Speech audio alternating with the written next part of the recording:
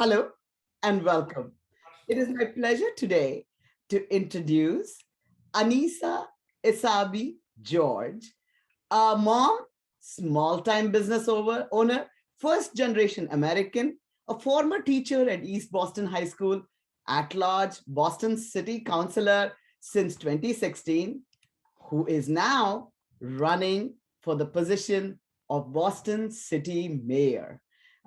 She's an incredible woman who has, had a variety of experiences. Yeah, you are the children of immigrants, Arab American immigrants, also Polish immigrants. So very interesting immigrant story, and an entrepreneur who started Stitch Time. That was very interesting. Stitch House, right? Which is a very interesting business selling yarn and other things, which is, I think, a very unique business that we have looked forward to. So, Annissa, first of all, welcome to Lokvani. Thank you so much for taking the time to speak with us. Namaste. No, thank you so much. And I'm tuning in from home. So the activity of the household may chime in to also say hi, but I'm grateful for the opportunity to introduce myself and share a little bit about my story and the work that I'd like to do as mayor of Boston. Fantastic. Well, your story is certainly the quintessential Indian American kind of story as well, because all of us are, either immigrants ourselves or children of immigrants. So tell me, what would that experience bring as you are hopefully, becoming the mayor of Boston?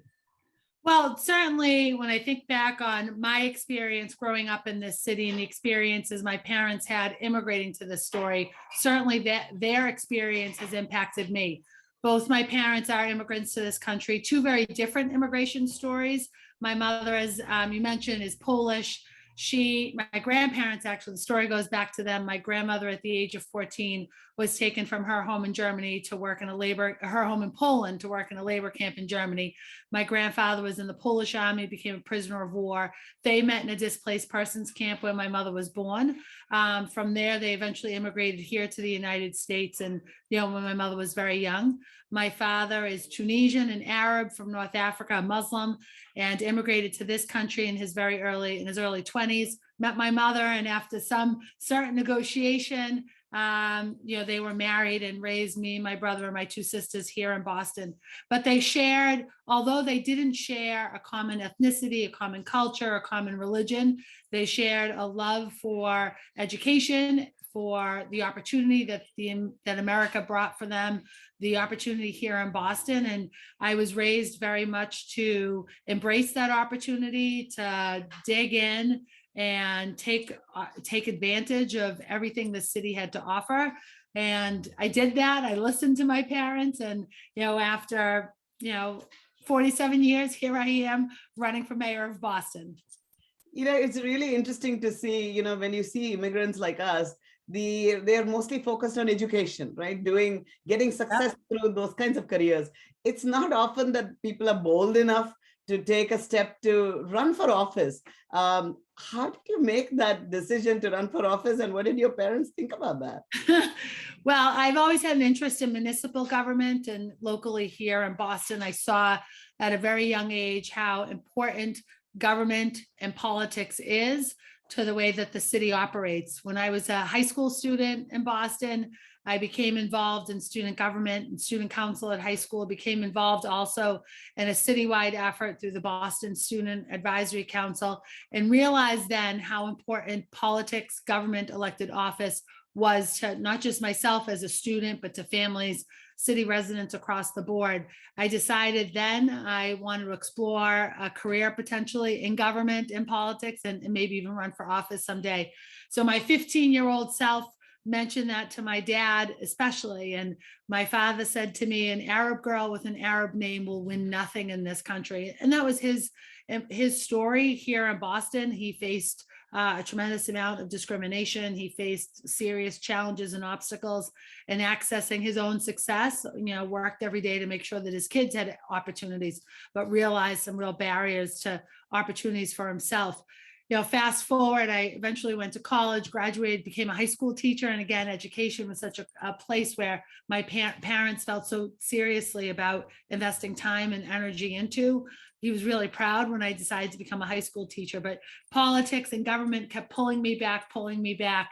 So in 2013, I decided to run for the Boston City Council. My father, unfortunately, I lost him before I ran for office, so he hasn't seen me. I feel his presence often, but he hasn't seen me fulfill this dream. And, this is a childhood dream for sure, but also the work is so important because one thing has remained constant, although lots of things have changed in Boston, mostly for the better. One thing has remained the same: government, especially at the local level, plays such an important role in an experience for any resident, for any Bostonian, for any small business owner, for anyone who is here for a moment in time. Government plays such an important role in that experience.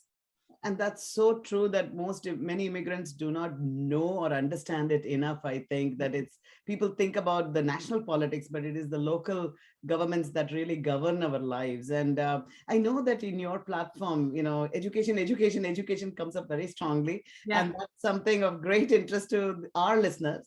So, I mean, there's always this challenge when it comes to education, I think, which is, there are very committed people who might be economically underprivileged, but they really study hard, work thoroughly, and go through tests and try to get through the school systems. And then there are other economically maybe underprivileged or other people who may not have that opportunity to really get the grades sometimes that is needed to get into Right. the school. How do we balance? Both sides feel that they don't get the right support to enhance their success, their children's success. So how are you thinking of, I know that's a big issue in Boston with Right. schools. So how are you thinking about balancing those two needs in the city?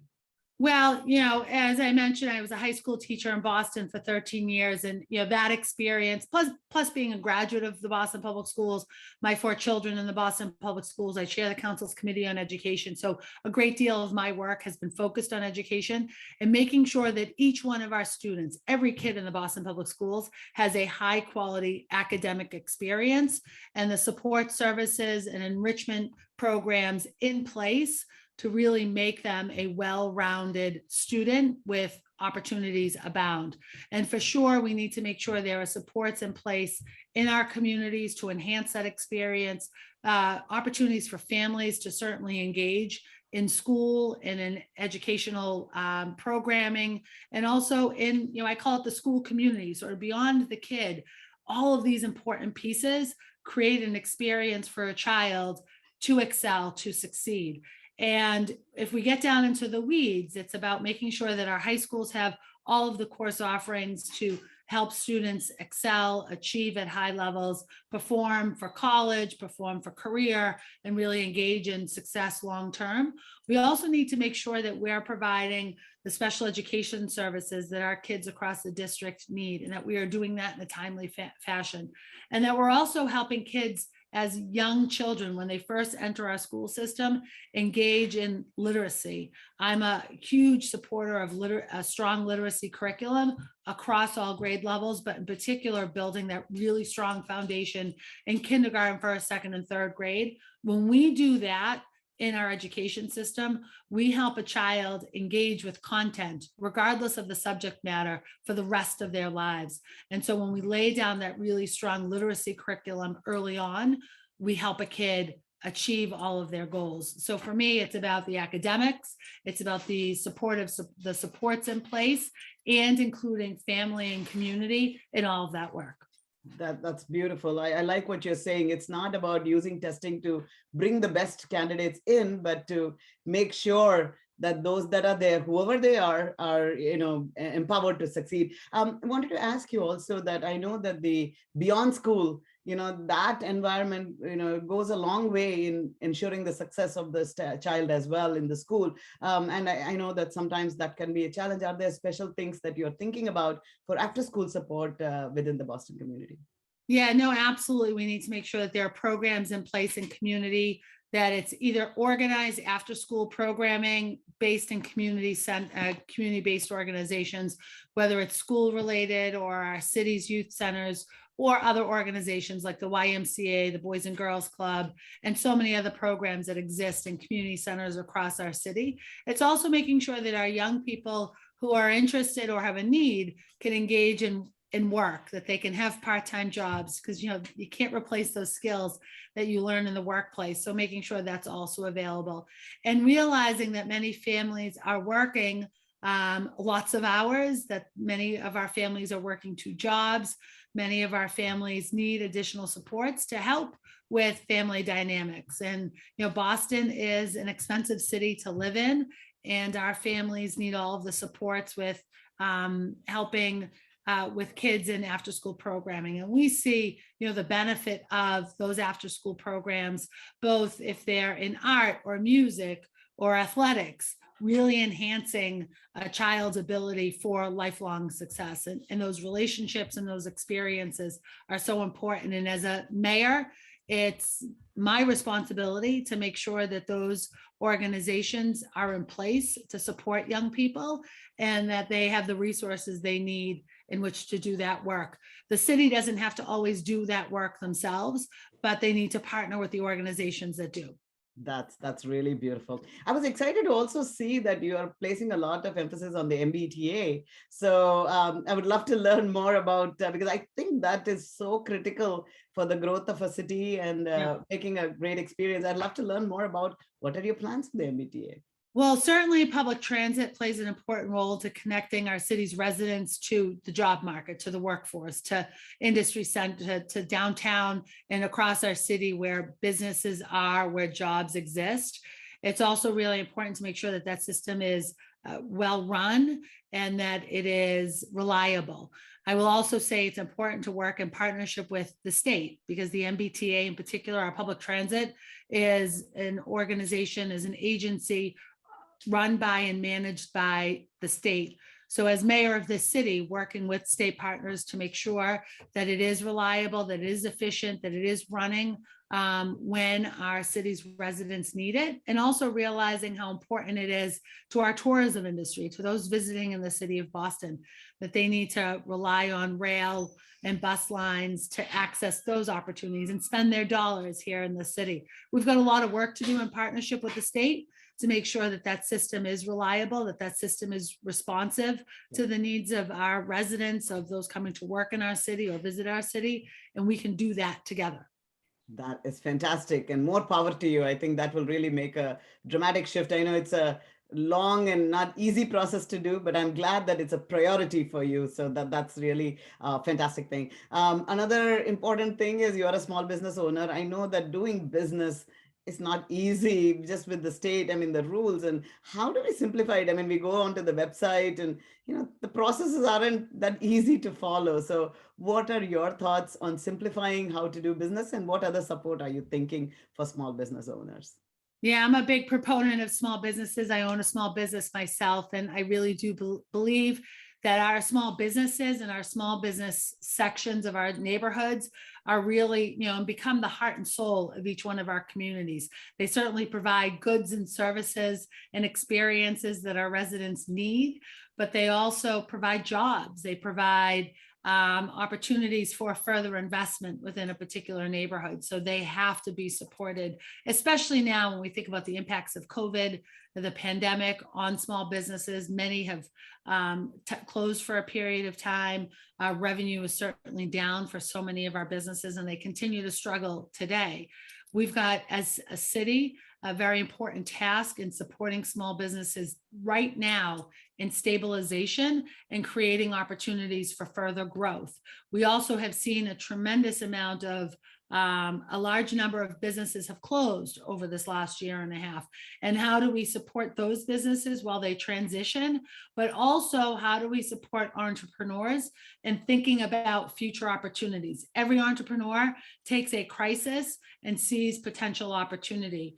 But oftentimes our small businesses are lacking capital, lacking technical assistance, lacking some of the capacity and the bandwidth to do more. And I think that the city has a true opportunity to support in those efforts, especially thinking about the federal dollars that are coming in. I believe that the ARPA dollars should be used to support our local economies. And yes, the downtown to some extent, but I really want, and as mayor, will focus on supporting our small, locally owned businesses across our city, with a particular mind to pay some attention to our businesses owned by people of color. So we think about locally owned, locally operated, and owned and operated by people of color. They've been disproportionately impacted by COVID, and certainly we're dealing with some certain struggles prior to COVID. Those federal dollars can be truly impactful in building, strengthening, rebuilding, exploring new opportunities within our small business sector.